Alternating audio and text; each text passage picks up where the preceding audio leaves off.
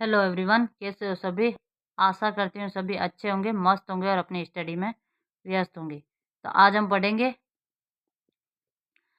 1857 की क्रांति।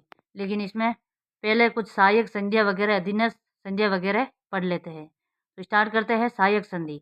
सहायक संधि लागू करने वाला गवर्नर जनरल था लॉर्ड वेलेजली और इनका उद्देश्य था राजपूताना की रियासतों को ईस्ट इंडिया कंपनी में मिलाना। राजपूताना की रियासतों को ईस्ट इंडिया कंपनी में मिलाना। सर्वप्रथम सहायक संधि किस रियासत ने की? भरतपुर रियासत ने की। और भरतपुर के राजा थे रणजीत सिंह और 29 सितंबर 1803 को की थी और लॉर्ड लेक के साथ की।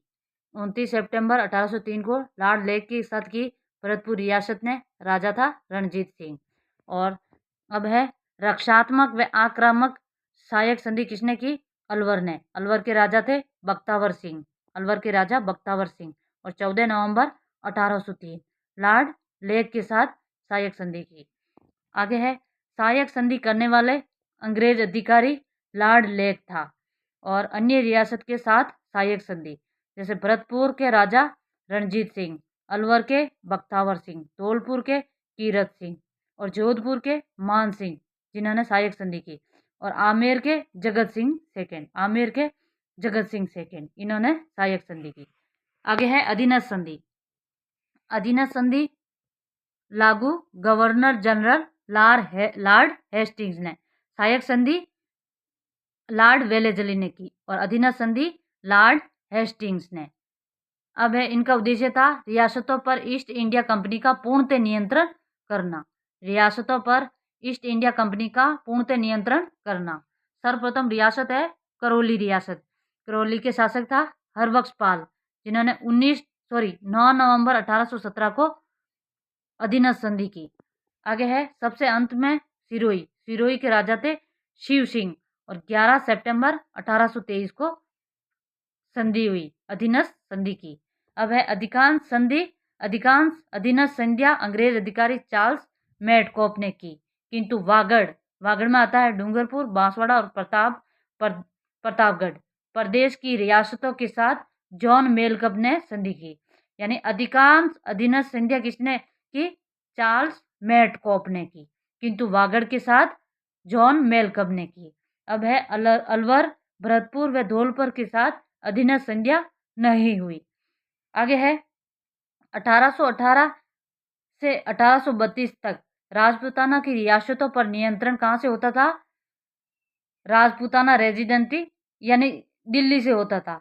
लेकिन यह नियंत्रण हेतु 1818 में राजपूताना रेजिडेंसी की स्थापना दिल्ली में की गई, तो वहीं से नियंत्रण होता था तथा पहला रेजिडेंट ऑक्टर लोनी को बनाया गया। राजपूताना रेजिडेंसी का पहला रेजिडेंट किसको बनाया? ऑक्टर लोनी को बनाया गया। अब है 1832 में गवर्नर जनरल विलियम बेटिंग के समय, ऐसे याद रखना 32 में बेटिंग 1832 में बेटिंग के समय राजपूताना रेजिडेंसी की स्थापना राजस्थान में की गई और राजपूताना रेजिडेंसी की स्थापना लॉर्ड विलियम बेटिंग के समय। लॉर्ड विलियम बेटिंग उस समय गवर्नर जनरल था और इसका मुख्यालय अजमेर और 1832 में।